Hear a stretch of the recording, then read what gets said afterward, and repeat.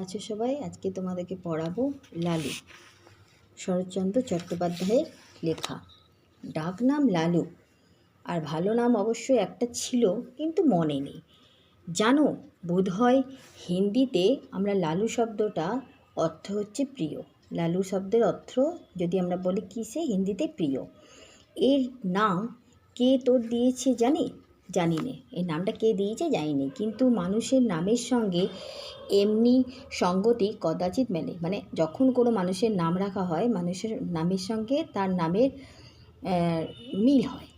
সেই ছিল সকলের প্রিয়। লালু কী ছিল? সকলের প্রিয়।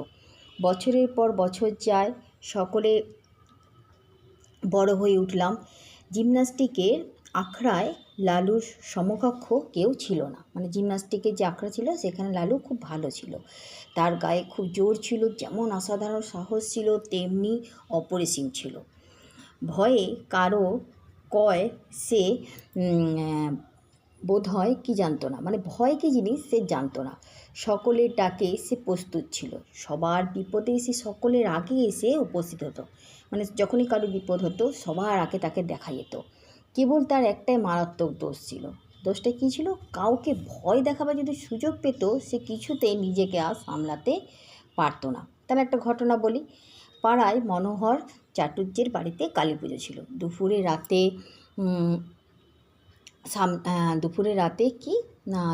রাতে বলির ক্ষণ বয়ে যায়, কিন্তু কামার অনুপস্থিত। যে বলি দেয় সে অনুপস্থিত। লোক ছুটলো ধরে আনতে, কিন্তু গিয়ে দেখে সে পেটের ব্যথায় অচেতন। মানে খুব পেটে ব্যথা হচ্ছে যে কামার তার। ফিরে এসে সংবাদ দিতে সবার মাথায় হাত দিয়ে বসলো। এবারে উপায় কি? এত রাতে ঘাতক মিলবে কোথায় এবারে? দেবীর পণ্ড যে পুজো হয়ে যাবে যে। কে একজন বলে উঠল, পাঁঠা কাটতে পারে লালু পাঁঠা কাটতে পারে। এমন অনেক সে কেটেছে। লোক দৌড়ালে তার কাছেও। লোকটা মানে পুজোর ক্ষণ বেজাচ্ছে, তার জন্য লালুকে ডাকতে দৌড়ালো। লালু ঘুম থেকে উঠে বসলো, বলল, না না না, কি গো, দেবীর পুজো যে ব্যাঘাত ঘটবে, সর্বনাশ হবে যে। লালু বলল, হোক গে, ছেলেবেলায় ও কাজ করেছি, কিন্তু এখন আমি ওসব আর করবো না বলছে। যারা ডাকতে এসেছিল তারা মাথা কুটতে লাগলো, মানে মাথা ঠুকরাতে লাগলো যে কি হবে এবারে। আর 10-15 মিনিট মাত্র বলির সময়, তারপরে সব নষ্ট হয়ে মানে সব শেষ হয়ে যাবে। তখন মহাকালীর কোপে আর কেউ বাঁচবে না। লালুর বাবা এসে আদেশ দিলেন যেতে। বলল, হ্যাঁ যা। বলল, ওরা নিরুপায়, মানে ওদের কোনো উপায় নেই, হয়ে এসেছে, না গেলে অন্যায় হবে, তুমি যাও। তাহলে বাবার আদেশ সে কি অমান্য করতে পারলো না, বলে চলে গেল। লালু দেখে চাটুর্য মশাই ভাবনা ঘুচল। লালুকে দেখে চাটুর্য মশাই ভাবনাটা ঘুচে গেল। সময় নেই, তাড়াতাড়ি পাঁঠা উৎসর্গিত করে কপালে সিঁদুর। পাঁঠাকে কি করা হলো? সিঁদুর পরা হলো, গলায় জবার মালা পরে হাঁড়ি কাঠে পড়ল। বাড়ি শুদ্ধ সকলে মা মা রবের প্রচণ্ড চিৎকার করলো। নিরুপায় নিরীহ জীবের শেষ আত্মকণ্ঠ কোথায় যেন ডুবে গেল ওই আওয়াজে। লালুর হাতের খণ্ড নিমিষে উদ্ধনিত উপর দিকে উদ্ধনিত হয়ে সজোরে নামলো। উপর থেকে নিচে উদ্ধনিত মানে।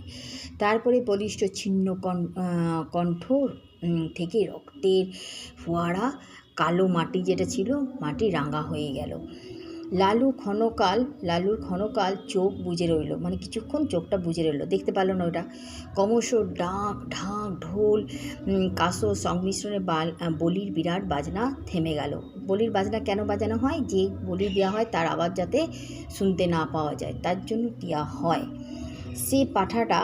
যে পাঁঠাটা অদূরে দাঁড়িয়ে কাঁপছিল, তার কপালে চলল সিঁদুর, গলায় দুলল রাঙা মালা।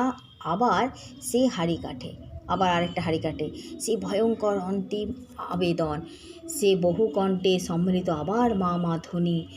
আবার লালু রক্তমাখা খাড়া, উপরে উঠে চক্ষু পলক নিচে নেমে গেল। উপর দিকে তাকিয়ে নিচে নেমে গেল। পশুর দ্বিখণ্ডিত দেহটা কোথায় গেল? ভূমিতলে বার কয়েক হাত পা আছড়ে। কি জানি কাকে শেষ নালিশ জানাচ্ছে, মানে পশুটা যে আমাকে শেষ নালিশ জানাচ্ছে, কি স্থির হলো।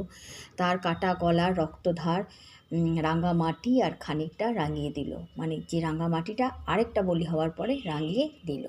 পরেরটা পরে পড়াবো, ভালো থেকো।